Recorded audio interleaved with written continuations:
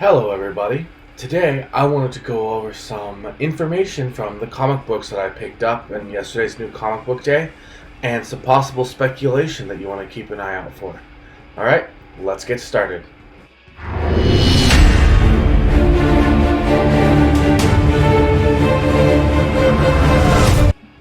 Hi, everyone. Welcome back to The Everyday Non-Expert. I wanted to start with possibly the most anticipated spec book of the week, Crossover 3. Donny Cates put something out, so naturally everyone was trying to bite into it and see what came of it. Mostly it's a bunch of cameos, and there is a pretty big spoiler at the end. It might be worth kind of somewhat turning into a spec, but I don't want to ruin that spoiler right now. That was all from Image, and now we move on to Marvel and Venom number 32. And the spec slash spoiler here is Agent Flash Venom Thompson. It starts off with Eddie Brock falling down and like he did in King in Black. And then he just kind of talks about how he's always had a connection, and now it feels like that connection is gone. And then it looks like he bumps into Tyrannosaurus Rex. Honestly, I haven't been reading this before, so I don't know who he is. But there's a guy in the shadows, and I thought it was Codex for a second, honestly. But it turns out that it's Agent Flash Venom Thompson. So I don't know if he's going to be having a big impact on King of Black going forward or not, but I just thought that it was something worth mentioning. Continuing on with Marvel, we have Amazing Spider-Man number 22, and I actually only bought this book because it had Starling on the cover, and I thought it was just a beautiful cover, and you never know with Starling if anything could happen. And it looks like I might have been right. Starling and Miles actually reveal their identities to each other, and then they actually even share a kiss. And the end actually has a dragon that leads me to believe that Miles might be brought into King in Black sooner than later. Next, that brings me to Thor, number 11. And it continues the havoc that Donald Blake is wreaking on the Thor universe, characters, etc. There's a really fun interaction with Donald Blake and Jane.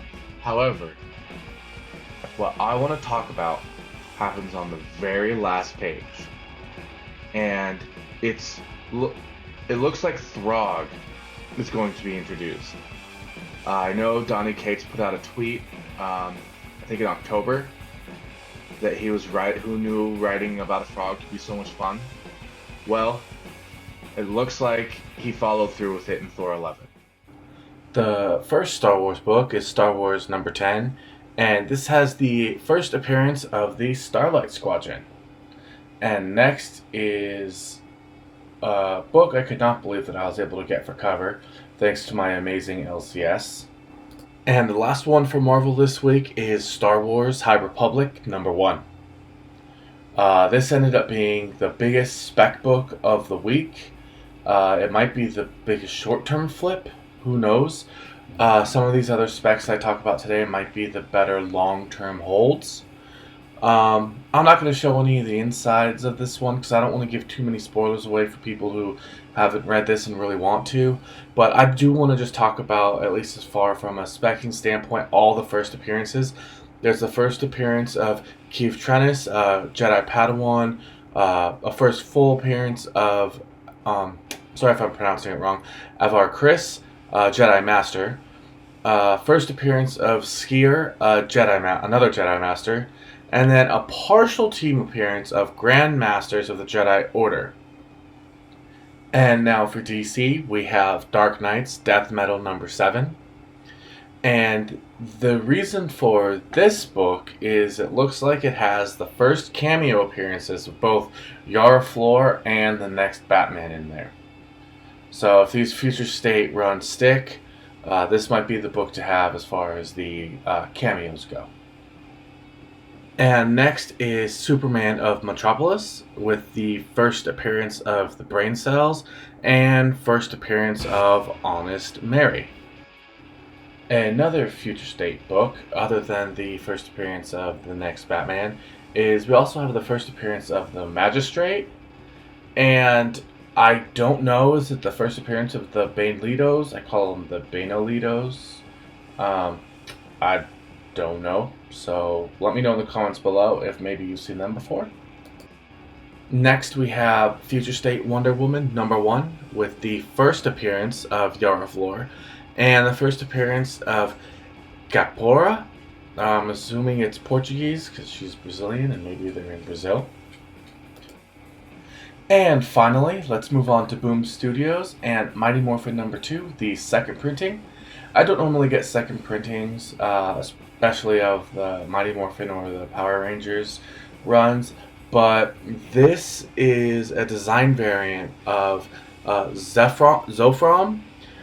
He was given like ultimate power as the Gold Guardian by the Elders of Eltar, which is where Zordon was from, and we saw in, I believe it was #1, just this last one, it was about 10,000 years ago, they were fighting together. So this is a flashback at the beginning of the book, and I don't know if it's just there to sort of give Zordon his context, or if this guy's going to come save the Power Rangers in the future. So if he does end up having a big influence or impact on the story in the future, this could be a good cover to have.